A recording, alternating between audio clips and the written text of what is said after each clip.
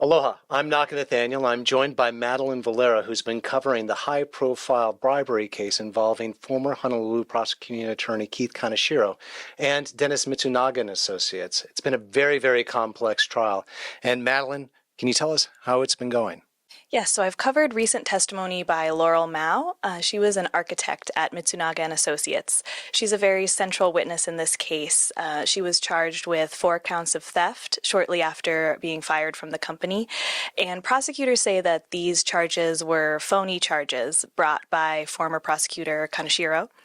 And prosecutors are trying to show that Dennis Mitsunaga and some of his associates gave contributions to Kaneshiro's campaign in order to influence him to bring these, what they're saying are meritless charges.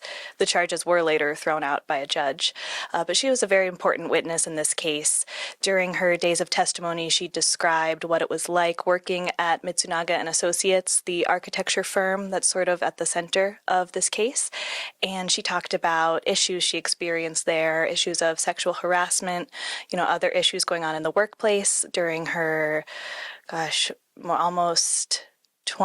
than 10 years working there. So she had a lot of experience there that she described. So she's a key part of this incredibly complex case, and Yes. she's supposed to be playing the role of corroborating what ended up happening to her, that she was the target for Mitsunaga trying to get back at her for the work that she had been doing at the firm. Yes, definitely. And a big issue that was talked about a lot was the issue of her doing side jobs. So the charges that were brought against her were sort of charges saying that she had stolen time and resources from the company by pursuing these jobs on the side that weren't actually jobs of the architecture firm where she was working. And when the prosecutors were questioning her, she was talking more about how it was something common at this firm. It was something that a lot of people did, or it was something that she did without pay, sort of as favors. But when the defense attorneys came up and started their line of questioning during cross-examination, they sort of tried to pin it down a little more on their end of things, showing that she did get payment at some points, showing that she was doing these jobs on company time. They focused a lot on the fact that she used her company computer, her company email to communicate with these clients. So that was mainly the focus of the last day of cross-examination. Right. And the part that she plays in this is so crucial, and trying to figure out exactly was there, the malfeasance that has brought this case to trial. Did that seem like that was happening? Was that are people that you've talked to, did that happen? Mm-hmm. Well, it's still hard to say at this point.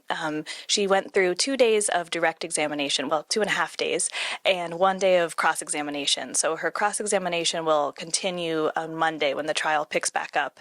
So where they left off, they had been discussing dozens of side jobs that she's accused of taking. And, they went through who she was talking to, what time of day, what email she was using, all of these kinds of details. So when they pick it back up on Monday, I think they're going to keep continuing. I think there are dozens and dozens of these side jobs that they're sort of examining. So it'll be interesting to see how they end their cross-examination. Right. So after Laurel Mau is done, there are some other people that are on the list that are expected to be called to this trial. Yes, one is Mayor Rick Blangiardi. He's on the list of witnesses, so it'll be interesting to see if and when he's called what he has to say about this.